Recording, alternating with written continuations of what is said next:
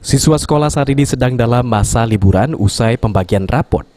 Kepala Dinas Pendidikan Kota Palembang menghimbau kepada orang tua dan siswa untuk tidak berlibur keluar kota. Karena saat ini kondisi pandemi COVID-19 di beberapa wilayah di Indonesia cukup mengkhawatirkan. Zulinto menyarankan siswa untuk tetap berada di rumah dan mengisi kegiatan libur dengan belajar. Hal ini dilakukan untuk mencegah penyebaran COVID karena Kota Palembang sendiri juga berada dalam zona merah. Anak-anak ada libur sekolah ya, kami himbau kondisi corona ini sudah terus menaik. Di Pulau Jawa kita melihat di berita luar biasa.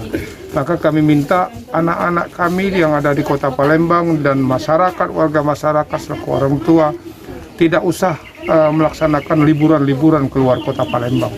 Semua berada di rumah, semua menyelamatkan diri di sana.